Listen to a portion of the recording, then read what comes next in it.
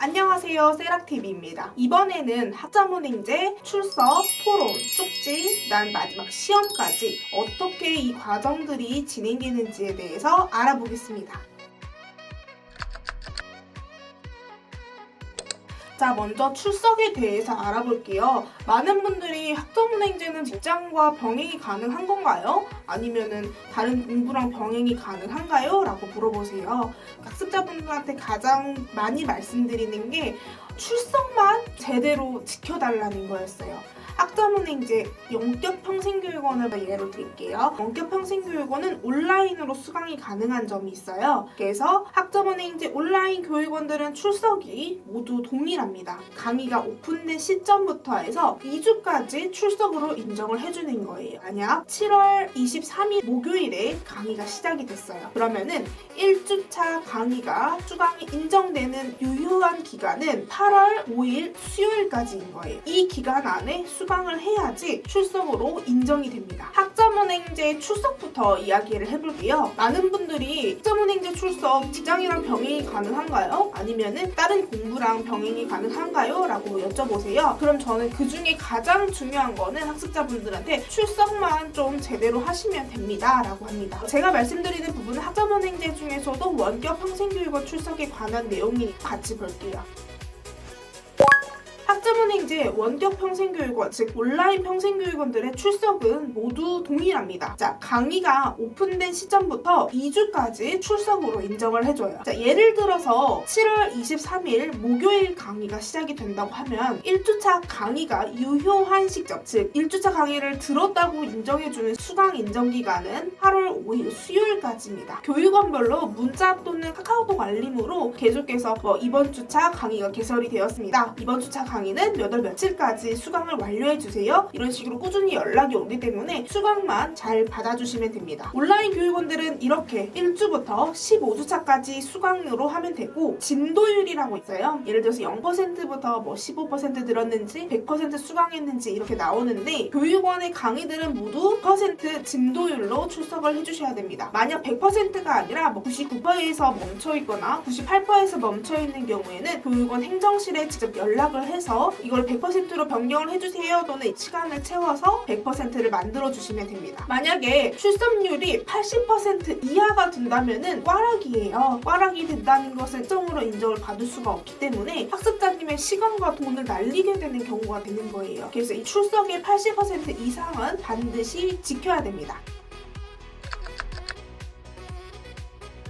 두 번째, 토론에 관해서 얘기를 해볼게요. 학습자님들의 얘기를 들어보면은 토론은 어떻게 하는 거예요? 라는 질문들이 되게 많아요. 그래서 어떤 분은 이거 동아리처럼 직접 가서 토론을 해야 되는 건가요? 사람들을 진짜 만나서 얘기를 해야 되는 건가요? 이렇게 물어보시는데 그런 게 아니라 교육원의 토론 게시판이라는 곳이 있는데 거기에 자신의 생각을 200자에서 500자 내외로 자신의 생각을 적으면 되는 겁니다. 보통은 찬성과 반대로 이야기가 나오고 또는 어떤 주제가 나왔을 때 나의 생각을 어떠한 근거에 의해서 작성을 해주면 됩니다. 과제의 미니 버전이라고 생각을 하시면 될 것 같아요. 그래서 토론은 교육원별로 약간 차이가 있지만 200자에서 500자 내외로 댓글 쓰는 정도라고 생각을 하시면 될 것 같습니다. 교육원마다 점수 비율이 조금씩 다르긴 하지만 대부분 5에서 10% 정도 비율을 차지하고 있기 때문에 토론도 웬만하면 하시는 것이 좋습니다.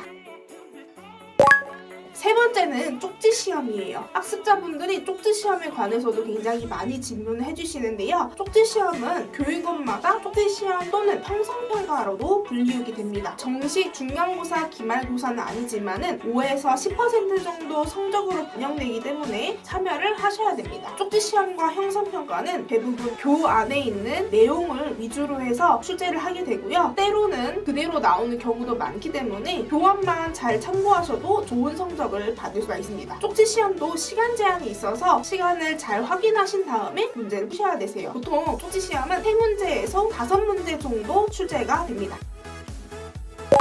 마지막 네 번째, 중간고사와 기말고사에 대한 얘기를 해볼게요. 많은 분들이 학점은행제 온라인 평생교육원은 어떻게 시험을 봐야 되는 거예요? 얼만큼 공부를 해야 성적을 잘 받을 수 있을까요? 이런 질문들을 많이 하시는데요. 시험 보는 법까지도 저희가 조금 더 알려드리려고 합니다. 원격 평생교육은 대부분은 중간고사와 기말고사 문제가 25문제씩 각각 출제됩니다. 중간고사 25문제, 기말고사 25문제요. 20문제는 객관식으로 출제되고요. 5문제 정도는 주관식으로 출제가 됩니다. 시험은 모든 교육원이 동일하게 60분으로 정해져 있고요. 한 과목당 60분입니다. 시험 프로그램상 시험지, 시험 페이지 외에 다른 프로그램을 실행할 수는 없어요. 그래서 마우스가 화면 밖으로 나갈 수가 없게 프로그램이 깔려 있어서 화면만 응시를 해야 됩니다. 공부를 해서 보는 게 사실 베스트고 가장 좋긴 하겠지만 우리 원격 평생교육원 수강하시는 학습자님들 대부분은 직장과 병행을 하시거나 아니면 다른 학업과 병행을 하실 거예요. 그래서 컴퓨터 2대를 준비하셔서 컴퓨터 한 대는 시험창을 뜨게 하고 다른 한 대는 교환 파일을 다운받습니다. 여분의 노트북이 없다면 TTF 검색이 되는 핸드폰을 준비하셔서 시험을 보는 것이 좋습니다. 대부분의 교육원은 게시판 또는 자료실에서 교환 파일을 다운로드 받을 수가 있습니다. 대학에서는 오픈북 테스트 보는 방식과 유사한데요. 시험 보는 화면과 핸드폰 화면을 동시에 켜놓을 수가 있습니다. 찾기 버튼을 통해서 시험 문제의 단어들을 검색을 하면서 시험을 응시를 할 수가 있습니다. 핵심되는 단어를 검색을 하고 찾고자 하는 부분에 화면으로 이동을 하게 됩니다. 이런 식으로 100%는 아니더라도 80%의 문제는 오픈북 테스트 형식으로 풀 수가 있게 되세요. 직장생활 병행을 하시거나 또는 그냥 학위 취득이 목표라고 하시는 분들은 이런 식으로 이 방법을 통해서 시험을 보실 수가 있습니다.